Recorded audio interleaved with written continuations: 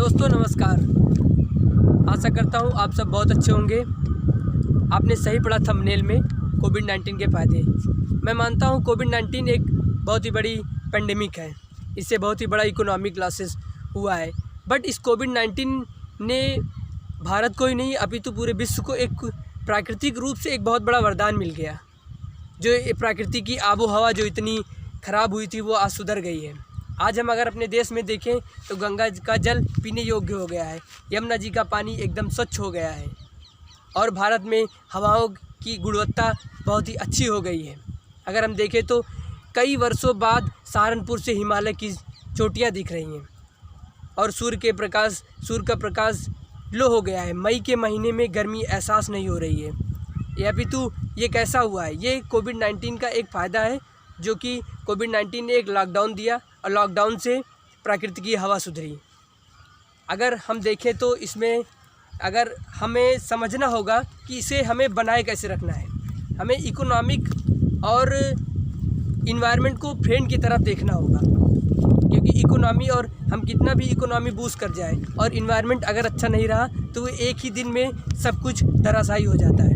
हमें sustainable development के बारे में सोचना होगा, कैसे इकोनॉमी और अर्थव्यवस्था एक जैसे फ्रेंड की तरह काम करें।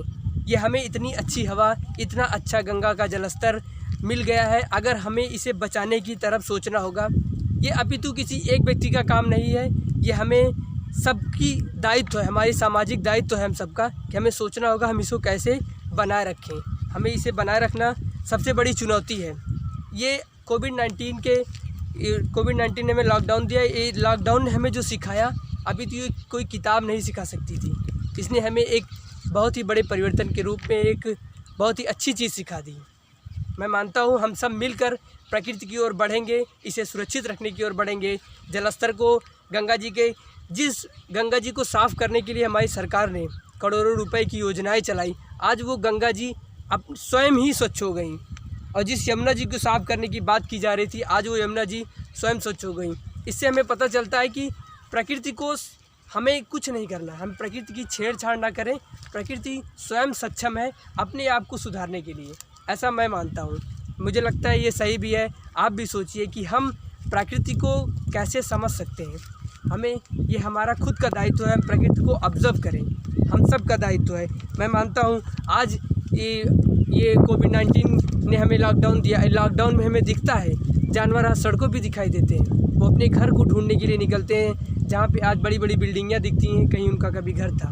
आसमान में पक्षी गूंजते हुए दिखाई देते हैं, हमें चारों तरफ हरा भरा दिखता है। ये कहीं न कहीं इसका एक फ़ायदा है और मैं समझता हूँ कि हम सबको समझना होगा, सामाजिक दायित्व को समझते हुए इस प्रकृति को बनाए रखने के लिए।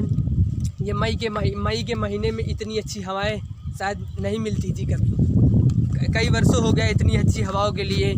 तो हमें सब लोग को ये हवाओं को अच्छी तरह से रखने के लिए अपनी सामाजिक दायित्व, अपनी एक सहयोग रखें प्रकृति की।